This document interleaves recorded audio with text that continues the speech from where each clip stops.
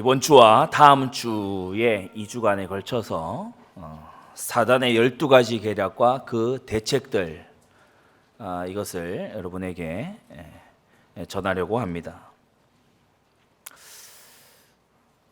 주보 서로 마지막 부분에도 제가 기재를 해 놓았지만 청교도 목회자들 중에 당대의 아주 뛰어난 설교와 또 후대의 뛰어난 신학의 전수로 이름 난 인물들이 너무 많이 있는 중에 그 중에 한 사람이 바로 토마스 브룩스였죠.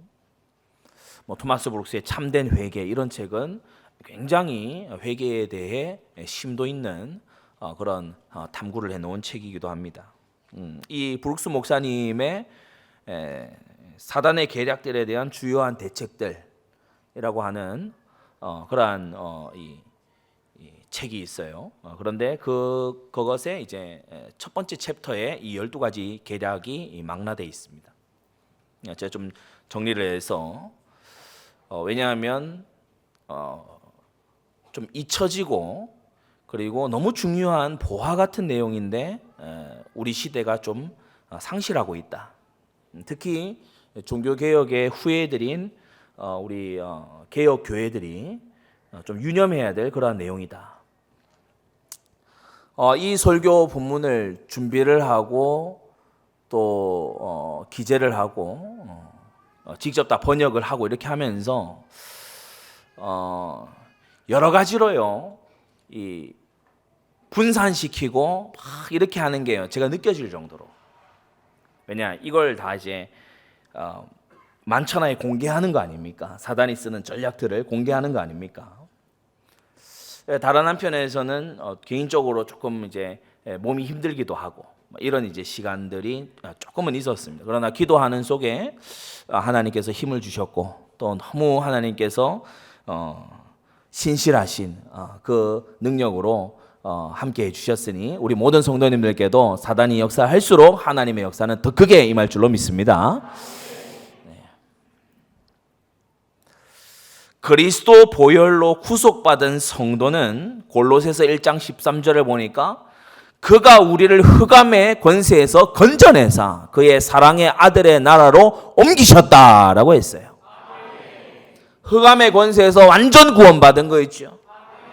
그리스도께서 나를 위해 십자가를 지시고 그곳에서 달려 죽으심으로 내 죄를 모두 속하시고 사망 권세를 깨고 사흘 만에 부활하신 이것을 마음에 믿는 자마다 하나님의 자녀요 하나님의 백성이 되는 줄 믿습니다. 그래서 사단은 더 이상 주장할 권리가 없는 거예요. 흑암의 권세에서 건져냈다고 했잖아요. 그러니까 더 이상 사단 소속이 아닌 거예요. 그래서 사단하고 짝짝꿍되면 안 될 줄로 믿습니다. 사단에게 속아 넘어가서도 안 돼요. 이용당하지 않게 되기 바랍니다. 하지만 일단 어떤 성도든 간에 다윗 같은 믿음의 사람이라도 또 삼손같이 막 나가는 인간이라도 누구든지 어떤 성도든 일단 죄에 빠져서 회개치 않고 죄에 머물러 있으면 사단에게 빌미를 주기 시작합니다. 그런 하나님의 진노의 대상이 되지요. 영적인 메마름에 빠지게 됩니다. 그리고 결국 죄를 뿌린 곳은 쓴 열매를 거둘 뿐이죠.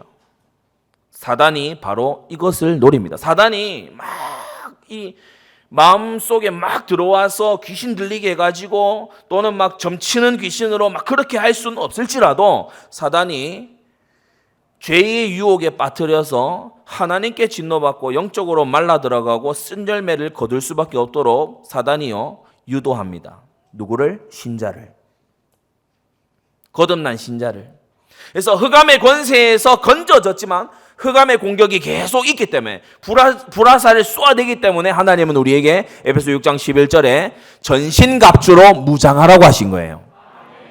구원받은 이후에는 아무것도 안 해도 안전하다가 아니고 성경은 말씀하기를 이제 그 사탄의 권세와 싸워야 하니 전신갑주를 입고 무장하라고 말씀하고 있는 겁니다.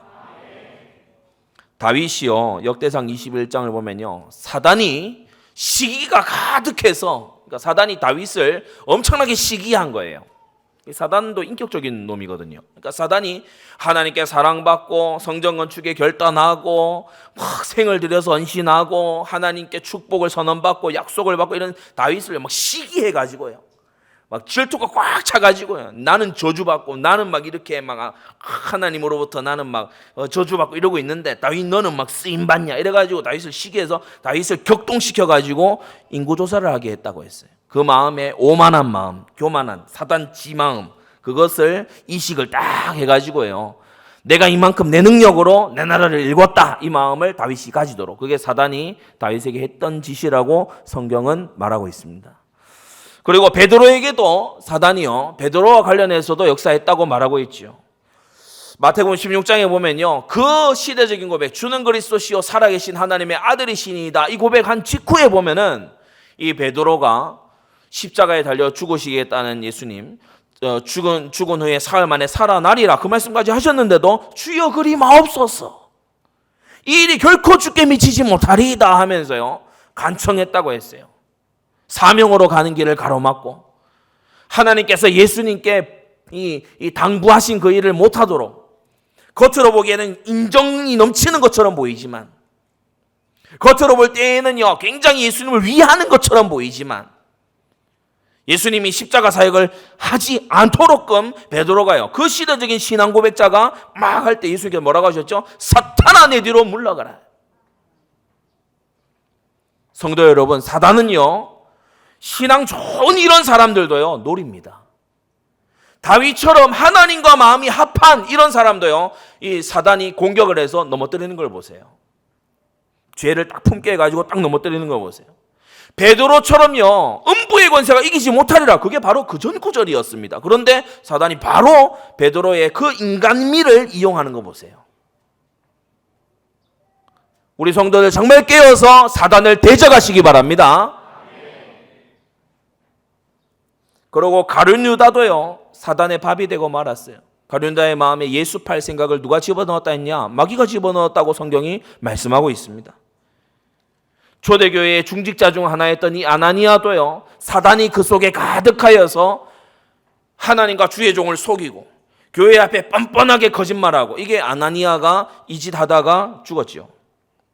그래서 우리는 다윗과 베드로도 실패시킨 이력이 있고 가룟 유다와 아나니아를 완전히 밥으로 집어삼켰던 이 사단에 대해서요 정확하게 성경적으로 딱 평가를 하고 있어야 됩니다. 과대평가하지 말아야 돼요. 하나님과 대결하는 존재다, 아닙니다. 사단은 하나님과 대결하고 싶어 하는데 하나님과 동급이 결코 아닌 줄로 믿습니다. 사단이 지 아무리 까불어봐야 하나님 손바닥 아니에요. 그래서 그런 책도 있잖아요. 하나님의 사단, 이런 책도 있잖아요. 그러나 동시에 사단은 무시해도 좋은 레고 조각이 아닙니다. 무시하고 지나쳐도 좋은 꼬맹이 정도가 아니라는 거예요. 그래서 과대평가도 말고 과소평가도 말고 성경대로 정확히 봐야 돼요. 성경은 뭐라고 말하느냐? 계시록 12장에 큰 용이고 옛 뱀이다.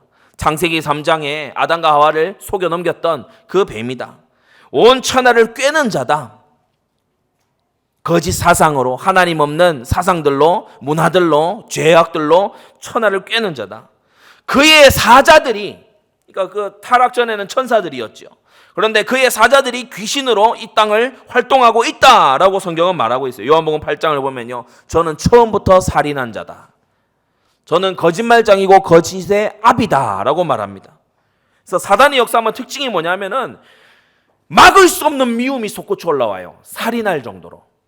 사단의 역사하면 또 하나가 특징이 거짓이 막 팽배해져요. 사단이 주로 하는 짓 5가지가 있습니다. 이 사단이 주로 하는 짓거리 5가지가 있는데, 첫째가 뭐냐면 복음을 왜곡하는 거예요.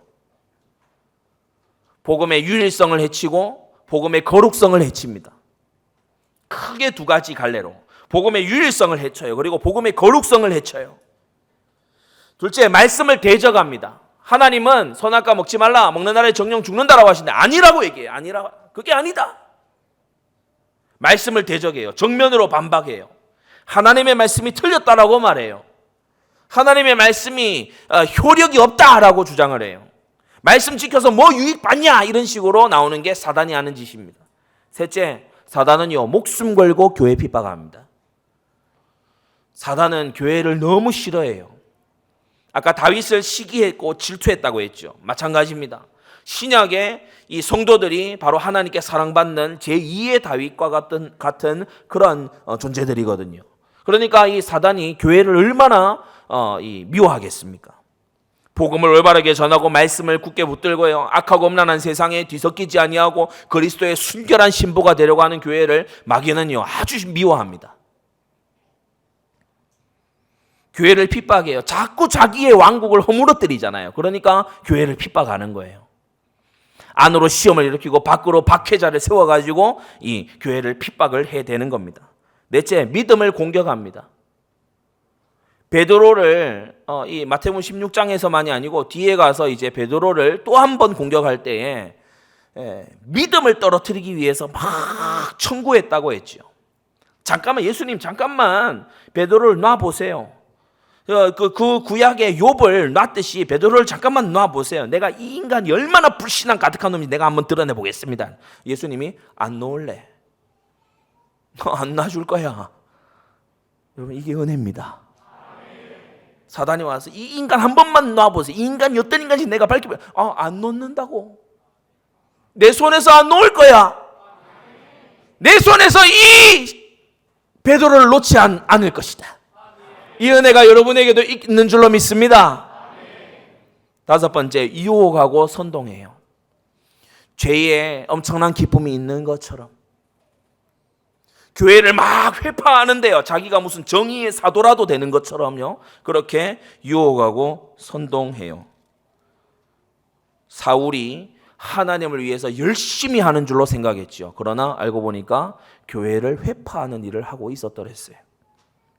자기의 정의감에 사로잡혀서 교회를 마구 부수는 일을 하도록 사단이 주로 이 다섯 가지 일을 합니다. 그래서 성경은 에베소 6장 11절에 그가 괴계를 쓴다라고 했어요. 괴사한 계략을 쓴다. 거짓되고 음흉한 계략을 쓴다. 디모데후서 2장 26절에 그는 올무를 놓는다. 덫을 놓는다는 거지. 올무를 놓는다. 짐승 잡을 때 쓰는 그 덫을요, 탁 걸리면 확 해서 이 고란이나 멧돼지나 이런 것들이 막 팍 뛰잖아요. 막 못 벗어나잖아요. 너무 고통스러워. 그 올무를 놓는다. 요한일서 3장 8절에 보면요, 이 마귀는 처음부터 범죄한 자라. 하나님의 아들이 나타나신 것은 마귀의 일을 멸하려 하십니다. 이 마귀의 일이 뭐죠? 범죄함.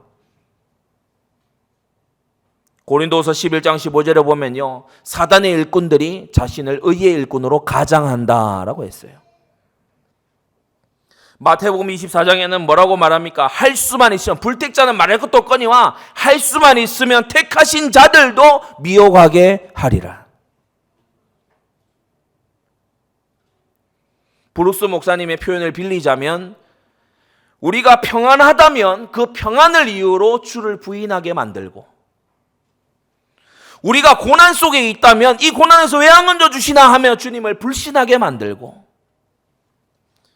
우리가 때때로 무지하고 성경을 잘 모른다면 하나님의 거룩과 하나님의 역사를 얕잡아 보게 만들고, 우리가 유식하다면 우리가 다 아는 것 마냥 착각하게 만들고, 우리가 소심하다면 나의 문제에 집착하게 만들고, 우리가 대범하다면 타락으로 미끄러지게 하고, 우리가 담대하다면 무례하게 하고, 우리가 확고하다면 그것 붙잡고 더 이상 하나님의 뜻을 발전적으로 추구해 나가지 않고 침체되도록 만든다.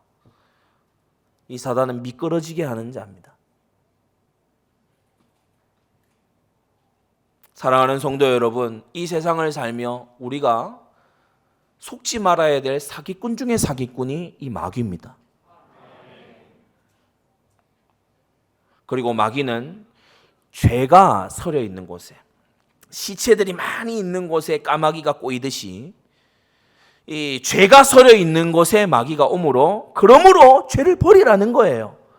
죄를 벗고 씻으라는 거예요. 사단의 계략들에 대한 주요한 대책들 12가지 중에 6가지를 말씀드립니다. 첫째, 사단은 미끼는 보여주고 낚싯바늘은 감추는 그 낚시꾼의 계략을 가장 즐겼습니다. 창세기에서도 이것을 썼죠. 독이 든 금잔을 보여줘요. 먹으면 정령 죽는 선악과를 먹음직하고 보암직하고 지혜롭게 할 만큼 탐스럽게 딱 보여줘요. 은 30을 미끼로 가룟 유다의 모든 것을 파멸시켰습니다. 이 가룟 유다는 일찍이 요한복음 12장에 보면은 나사로의 누이 마리아가 향유를 이렇게 부었죠. 예수님께 향유를 부었고 아주 극진히 대접했지요. 그것을 가룟 유다가 이렇게 보고서는 이것을 300데나리온에 팔아서 가난한 자에게 나눠주면 좋았을 것을 하면서요. 막 궁시렁댔어요. 근데 사도 요한도 알고 있었고 제자들도 알고 있었는 것이 뭐냐면 요한복음 12장 6절에 보면 저는 도적이라. 돈괴를 맡아서 거기 넣는 것을 도적질하던 것이 저가 하던 일이었다. 그러니까 이 가룟 유다가 평소에 짓고 있던 탐욕의 죄, 평소에 짓고 있던 도둑질 죄, 이것을 마귀가요 완전히 이용해서 은 30을 던져주고 가룟 유다의 모든 걸 파멸시킨 거 있죠. 그래서 4가지 대책인데 첫째, 여러분 죄와 최대한 거리를 두시기 바랍니다. 사단이 내미는 미끼와 노닥거리지 말아야 돼요. 가룟 유다가 은 30을 거절했다면 어떻게 됐을까요? 그는 사단의 굴레에서 아마도 빠져나올 수 있었을 겁니다. 그러나 그는 미끼를 물어버렸어요. 그리고 그의 영혼이 파멸에 이르기까지 그는 끌려가고 말았지요. 로마서 12장 9절은요 악을 미워하고 선에 속하라고 말씀했고요. 잠언 5장 8절은요 음녀의 집에는 문 앞에도 가까이 가지 말라라고 했습니다. 데살로니가전서 5장 22절에 보면요 악은 모든 모양이라도 버리라고 했고요. 고린도전서 5장 6절에 적은 누룩이 온 덩이에 퍼진다고 했고, 로마서 5장 12절에 보면요 한 사람으로 말미암아 죄가 세상에 들어온다라고 했어요. 그래서 죄를 우습게 여기면 안 됩니다. 죄와 최대한 거리를 둬야 돼요. 두 번째, 죄는 쓰디쓴 달콤함. 이 겉은 달콤하지만 안에 들어가면요 완전히 쓰디쓴 쓴맛을 보여준다는 것을 명심해야 돼요. 욥기 20장에는 이런 말씀이 있죠. 악을 달게 여겨서 혀 밑에 넣고 있을지라도 그게 뱃속에서 독사의 쓸개가 될 것이다. 그러니까 악을 밖으로 보이지 않고 남몰래 혀 밑에 감춰가지고 있어요. 그래 야금야금 죄를 즐겨요. 혀 밑에 감춰 있으니까 누가 압니까? 입을 열어서 냄새도 풍기지 않고 입을 딱 다물고 혀 밑에 넣어서 야금야금 쪽쪽 빨아먹고 있으니까 이거 달콤하게 느껴지죠. 근데 뱃속에서 독사의 쓸개가 돼요. 남모르게 빨아먹은 재물, 그 재물로 인해서 독사의 쓸개가 돼서 속에서 토하여내게 되는 것이다. 어떤 돈은 먹으면 독이 됩니다. 가룟 유다가 거기 걸렸고 욥기도 그걸 말하고 있죠. 세 번째, 죄는 당신에게 가장 크고 슬픈 상실을 가져다 준다는 것을 생각해야 돼요. 여러분 저 유명한 다윗도요. 밧세바를 범한 우리아의 아내 밧세바를 범한 그 일로 인해 가지고서, 그리고 그 남편 우리아를 교살한 그 일로 인해 가지고 이 간음과 살인 이것으로 인해 가지고 가문이요 풍비박산이 납니다. 완전히 박살나 버려요. 죄는요 끔찍한 결과를 가져요. 여러분 죄를 멀리하고 멀리하시기 바랍니다. 넷째, 죄는 간교하고 유혹적인 속성을 가졌음을 생각해야 돼요. 히브리서 3장에 죄의 유혹으로 강팍해 됨을 면하라고 했어요. 어떤 사람들은요 음란한 세상에 너무 있어서 어지간히 음란한 거를 봐도 어이쿠 싶지도 않아요. 그런 사람들이 있다니까요. 왜냐? 그 죄의 유혹에 너무 단련돼 있어요. 그래서 죄의 유혹으로 강팍해졌어요. 무감각해졌어요. 우리는 죄를요 무감각하게 여기는 것이 아니고 죄가 마음속에 깃들려고 할 때도 우리는 거부해야 됩니다. 그건 두 번째 계략은요 죄에다가 좋은 말을 덧치라는 겁니다. 요새는 이혼 남녀를 돌싱이라고 한다면서요. 동성애를 부끄럽게 저지르는 자들을 성소수자라고 부르잖아요. 죄에다가 좋은 말을 덧치라는 거예요. 그럴듯한 말을 덧치라는 거예요. 이게 사단의 두 번째 계략입니다. 너 뛰어나다. 근데 알고 보면 교만해요. 교만한 사람인데 뛰어나다고, 탁월하다고. 탐심으로 막 하는데 저 사람 참 근면하다. 참 근면하고 부지런하다. 반역을 하는데요. 좀 이렇게 관용해 주면 안 되냐. 그렇게 깐깐하게 하지 말고 좀 관용해 주면 안 되냐. 방종을 하는데요. 난 그리스도 안에서 자유하다. 온갖 죄를 지으면서 난 자유하다. 네 가지 대책을 유념해야 됩니다. 첫째, 덕스러운 말로 덧칠을 한다고 해서, 그러니까 말로 덧칠을 해낸다고 해서 죄가 덜 역겨워지는 게 아닙니다. 말로 그럴듯하게 포장한다고 해서 죄가 덜 역겨워지는 게 아니에요. 또 정반대로 여러분 생각을 하셔야 되겠죠. 전도에 미쳤다느니, 성전 건축에 동기를 버렸다느니, 이런 좋은 덕스러운 것을, 상스러운 말을 갖다가 붙인다 하더라도 그게 상스러워지는 게 아닙니다. 그런 말 하는 사람이 상스러운 거예요. 그렇죠. 죄의 덕을 칠한다고 덕스러워지는 것이 아니고요. 덕에다가 상스러움을 칠한다고 그게 상스러워지는 것도 아닙니다. 두 번째 대책 뭡니까? 죄가 덕스러움으로 더 칠해질면 칠해질수록 영혼에 더 위험해요. 음란을 사랑이라는 말로 포장하면 포장할수록 그게 더 역겨워지는 거예요. 반역과 거역을 소신이라는 말로, 정의라는 말로 덧칠하면 포장하면 할수록 그게 더 역겨워지는 거예요.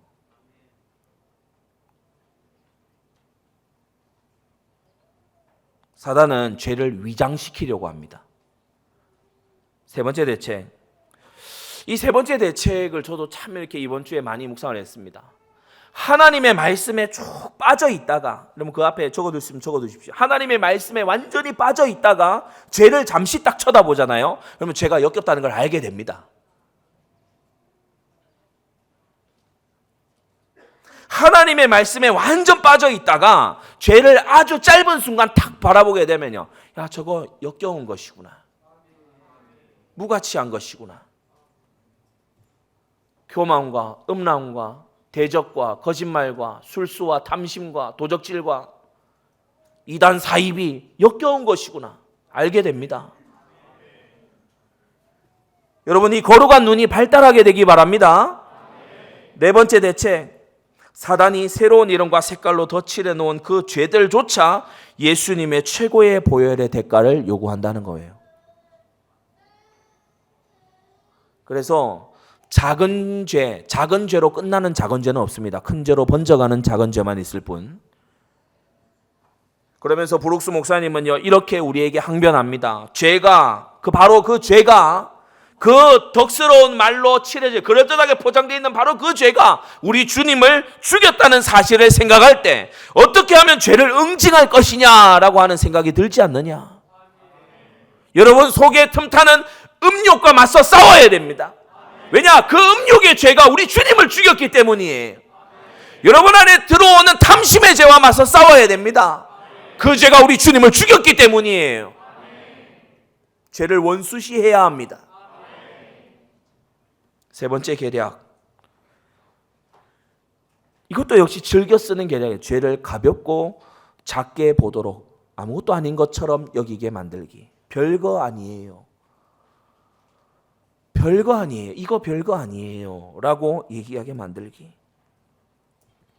7가지나 대책을 제시합니다. 첫째, 우리가 작게 여기는 죄가 하나님의 큰 진노를 불러온다는 사실을 명심해야 돼요. 인구조사하는 게 그게 죄입니까? 모든 나라들 인구조사 다 하는 센서스, 요즘 센서스 하면 그러면 하나님이 진노하시겠네, 이런 식으로요 막 빠져나가려고요.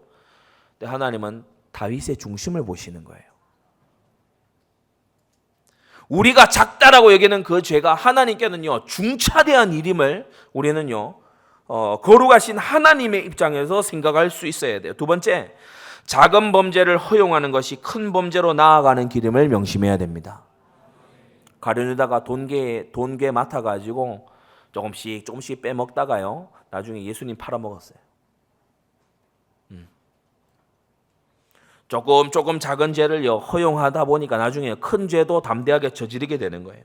세 번째, 하나님께 범죄하는 일을 사소한 일처럼 여기는 것이 비통한 일임을 알아야 돼요. 예배에 때마다 지각이야. 흠 있는 예배만 계속 드려.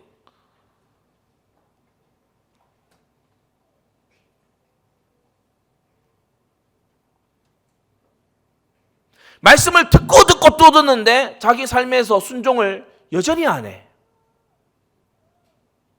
우리가 몇 주간에 걸쳐서 음행을 피하라, 버리라 말씀드렸잖아요. 그는 여전히 두 집 살림해.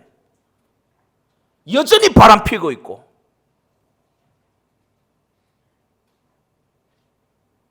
혼전 순결도 지키지 아니하고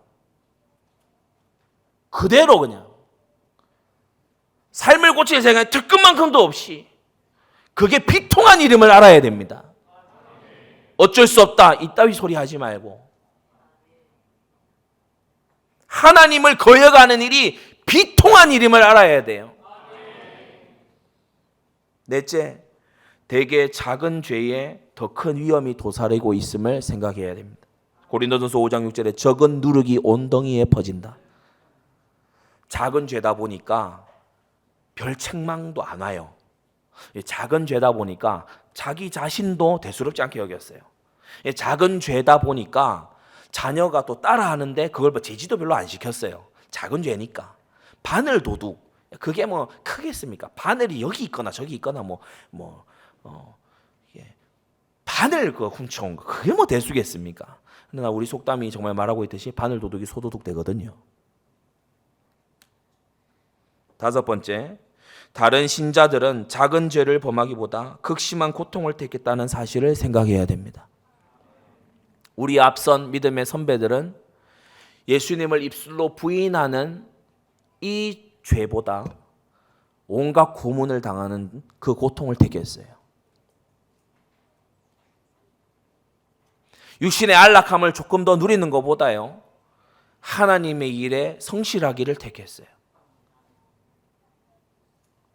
여섯 번째, 하나님께서 징계하시는 그때에는 영혼은 작은 죄의 무게감이라도 견뎌낼 수가 없다.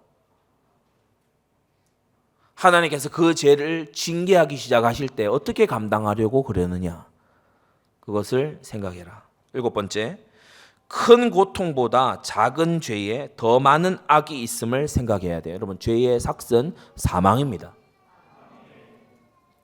그래서 죄를 마음에 끌어들이기를 두렵게 여겨야 된다. 죄를 가볍고 작게 보는 게 아니고 무겁고 크게 봐야 된다. 여러분, 이것이 우리 신앙 선배들의 가르침이고 오늘날도 여전히 유효한 가르침이고 성경적인 가르침임을 믿습니다. 성경은 뭐라고까지 얘기하지요? 너희가 피 흘리기까지 죄와 맞서 싸워야 된다. 네 번째 계략은요, 신앙 위인들의 범죄만 보여주고 그들의 슬픔과 후회, 그들이 당한 고통은 애써 감추는 겁니다. 저는 아연실세갈 그런 말을 들을 때 정말 가슴을 치며 한탄합니다. 어떤 분이 그랬다 그래요. 다윗이 밧세바를 범했는데 거기서 솔로몬 나오는 거 봐라 이 등신들아, 이랬다 그래요. 다윗이 그 범죄 이후에 얼마나 많이 울고 얼마나 많이 고통스러워하고 얼마나 많이 고뇌했는지를 모르는 사람처럼, 애써 모르려고 하는 사람처럼.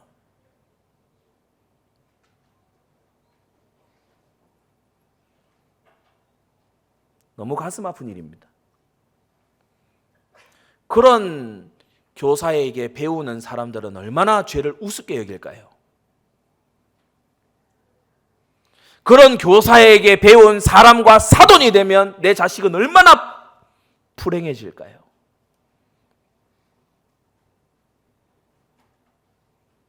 신앙 위인들이 이런 죄를 짓고 이렇게 연약했는데 괜찮았어, 얼버무리고 지나가는 거예요. 그게 사단의 쓰는 네 번째 계략이다. 성경을 인용하면서 죄를 대수롭지 않게 여기려고 만드는 거. 성경 전체를 봐야 되지 짜집기 해서 편집해가지고 보면 큰일 납니다. 우리는 편집신앙이 아니고 원본신앙 가져야 돼요. 다시 한번 따라합시다. 편집신앙 버리고 원본신앙 가지자. 편집신앙 버려야 돼요. 뭘 자꾸 편집을 하고 자빠졌습니까? 원본 그대로, 하나님의 원형의 그 언약 그대로. 맞습니까? 신앙위인들이 우리와 똑같은 성정을 가진지라 죄짓고 고뇌하고 슬퍼하는 때가 있었지요. 주님의 성령은 그들이 죄로 넘어진 것만큼이나 회개로 다시 일어섬을 중요하게 다루고 있습니다.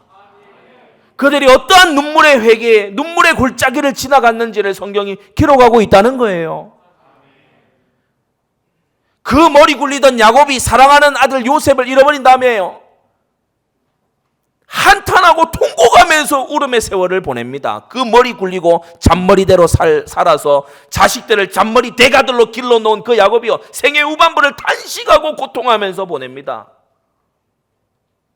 아들 요셉이 죽었다라고 속았으니까.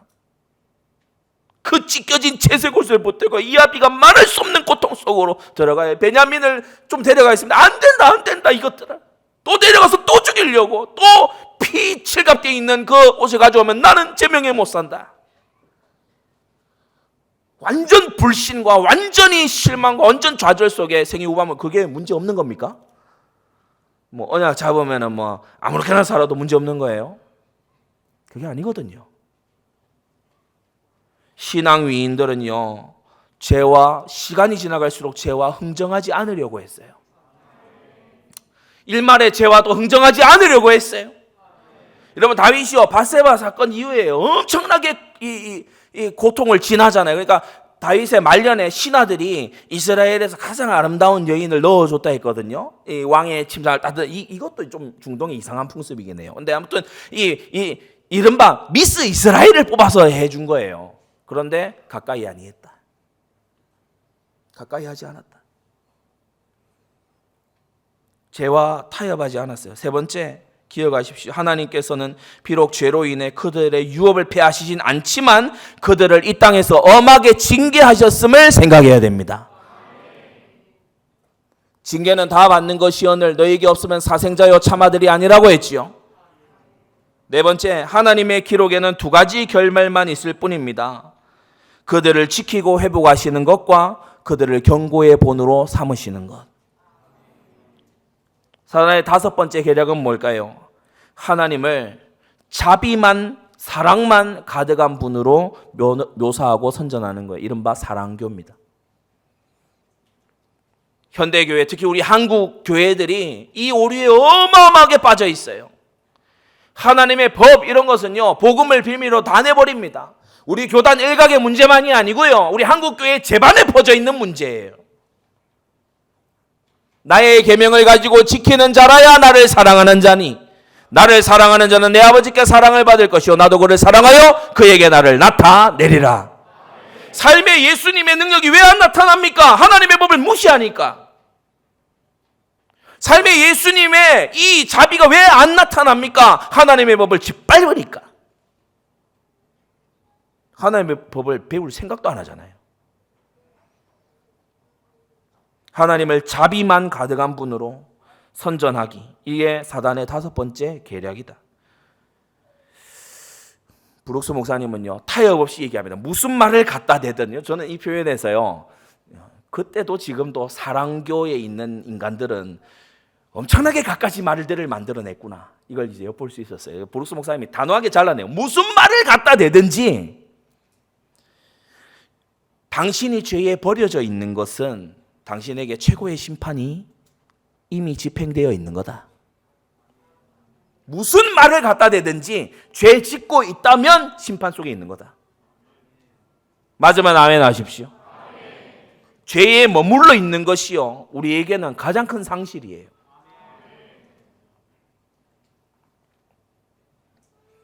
두 번째, 하나님은 자비만이 아니고 의로움, 사랑만이 아니고 공의가 함께 계시는 분임을 명심해야 됩니다. 요새 나왔던 우리 강단 말씀이 아니고 17세기에 토마스 브룩스 목사님이 주시는 말씀입니다. 하나님은 사랑의 하나님만이 아니다. 하나님은 사랑과 공의의 하나님이시다. 셋째, 하나님의 자비를 이용하는, 하나님의 자비를 모욕하는 그러한 범죄는 사람에게 뼈아픈 심판을 초래할 것이다. 하나님이 자비로우시다 해서, 하나님이 길이 참으신다 해서 하나님의 그 참으심을 우롱하는 그러한 죄는 뼈아픈 심판을 초래하게 될 것이다. 네 번째, 하나님의 보편적 자비는 모든 이 일들에 퍼져 있을지라도 특별한 자비는 그의 거룩한 자격자들에게 한정되어 있다는 거예요. 여러분, 하나님의 특별한 자비를 맛보는 생애 되기를 축복합니다. 다섯 번째, 땅에서의 영광과 하늘에서의 승리를 맛보고 있는 이미 천상에 들어간 성도들은 하나님의 자비가 자신들을 죄로부터 지키고 방어하는 이유였지 죄를 부추기는 것이 아니었음을 증거하고 있다. 하나님이 사랑이시라는 것은 우리가 죄를 막 지어도 좋다는 게 아니고요, 도리어 우리를 죄로부터 후회하면서 돌아서게 만듭니다. 죄를 아파하면서 돌아서게 만들어요. 마지막 여섯 번째로, 사단은 또 이런 방법도 씁니다. 회개하기는 하는데 회개는 간편한 일이다 라고 설득을 해서, 그러니까 죄를 별 문제 삼을 필요 없다 라고 속인다는 거예요.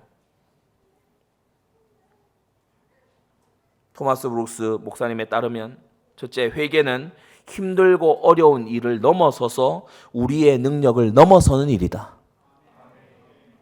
그냥 힘든 정도가 아니고 우리의 능력을 넘어서는 일이에요. 하나님의 영이 역사하셔야 회개할 수 있는 거예요.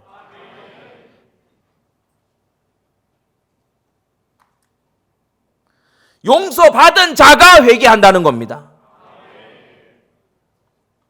그래서 그 한마디로 정리를 해야죠. 회개는 본성의 꽃밭에서 자라는 꽃이 아니에요. 우리 본성의 꽃밭에서 발견되는 그런 꽃이 아니에요. 회개는 하늘로부터 내리는 이 밭에서 나지 않은 꽃이에요. 둘째, 참된 회개의 본질에 대해서 생각해라.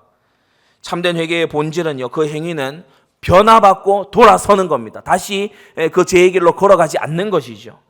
그리고 회개의 주체는 그 회개자의 전 존재, 지정의를 포함한 전 존재. 회개의 양상은 어떻습니까? 죄에게서 하나님께로 돌이키는 것을 회개라고 합니다.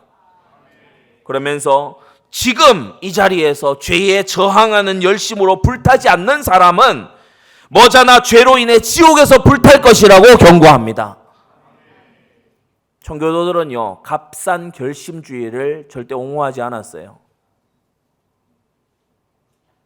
영접기도 저는 따라 했는데요, 영접기도를 언제 했습니다 라고 하도 얘기하길래 제가 이렇게 답했습니다. 영접기도가 구원하는 게 아니고 예수님이 구원하십니다. 무슨 기도문 외우면 구원받는다, 그거 로마 가톨릭이거든요. 그 천주교가 하는 짓입니다.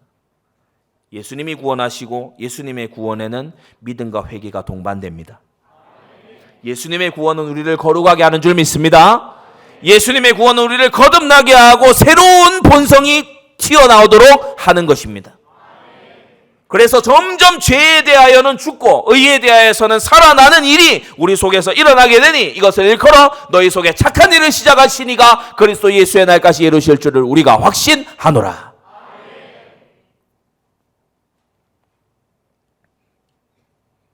세 번째, 회개는 구원받을 때의 회개를 말하는 것이 아니고 이 자리에서는 지속적으로 해야 되는 일임을 생각하라는 거예요. 네 번째, 사단이 속이는 것처럼 회개가 그토록 쉬운 일이라면 우리가 어떤 것을 논증하고 또는 아주 상고해 볼 때에 그 말이 사실이라고 가정한다면 이게 좋은 하나의 생각법이죠. 사기꾼에게 당하지 않는 생각이죠. 사단이 속이는 것처럼 회개가 그토록 쉽고 간편한 일이라면 수많은 사람들이 진노와 영원한 멸망의 지옥에서 고통당하는 일이 왜 일어나냐?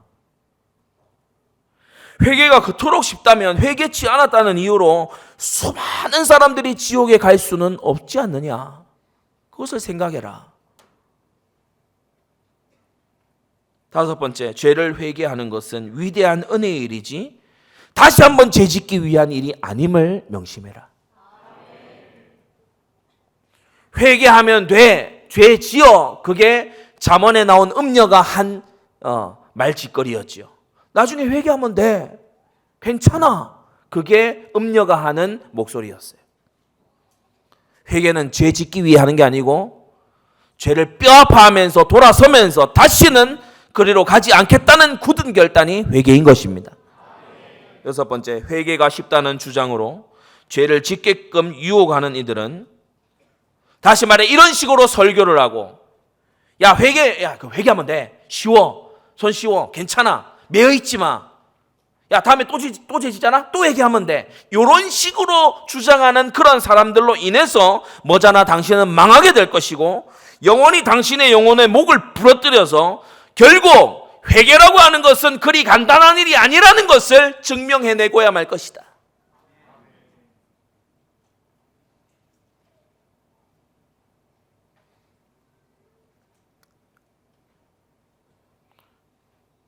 주님은 비중 있게, 지난주에도 말씀드렸습니다. 주님은 죄에 대해서 비중 있게 너 눈 뽑아, 팔 잘라, 이렇게까지 얘기하시는데, 그거는 별 문제 아니야. 그거는 우리가 생각할 일도 아니야. 그건 기본 아니겠어? 전도해야지, 선교해야지.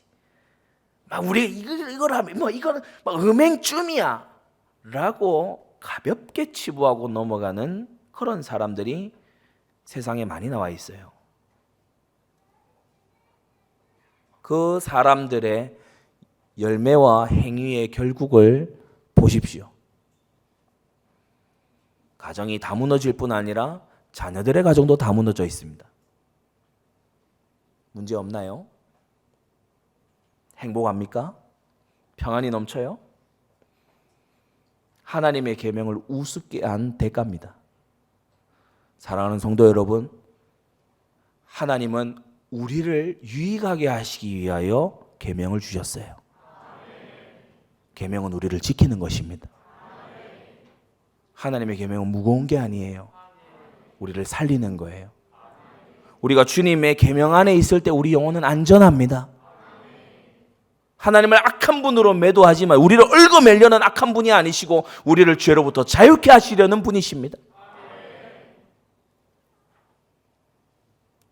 결론, 괴계를 능히 대적하기 위하여, 오늘 에베소서 6장 11절에 뭐라고 했습니까? 능히 대적하기 위하여라고 했어요. 전신갑주를 왜 입냐? 전신갑주의 목적은 뭐냐? 마귀의 괴계를 능히 대적하기 위하여라고 했어요. 그래서 오늘 괴계에 대해서 설명해 드린 겁니다.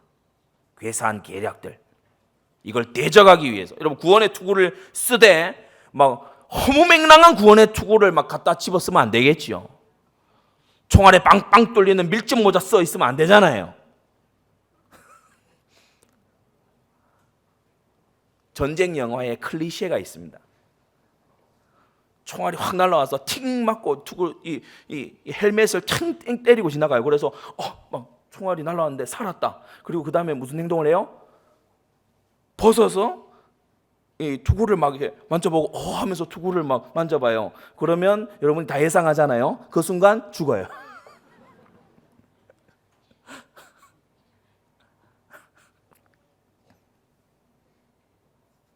전신갑주 왜 입습니까? 무장은 왜 하는 겁니까?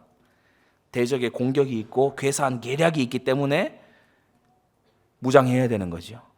오늘 이 말씀이 여러분을 다시금 무장케 하는 그런 말씀이 되었기를 바랍니다.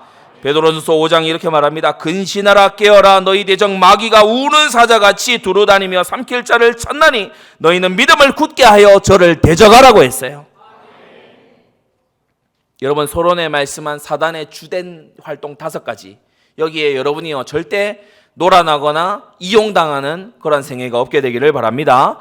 기도하겠습니다. 거룩하신 하나님 아버지, 은혜를 감사합니다. 마귀를 능히 대적하기 위하여, 그 괴계를 능히 대적하기 위하여 하나님의 사람으로, 주님의 군사들로 무장되는 우리가 되게 하여 주시옵소서. 사단의 계략을 이토록 밝히 우리에게 알리셨으니 성경과 교회사 속에서 우리 앞서 승리를 거둔 그 하나님의 백성들처럼 우리 모든 성도들도 이 영적 전쟁에서 승리하는 주님의 백성들 되게 하여 주시옵소서. 예수 그리스도의 이름으로 기도드리옵나이다. 아멘.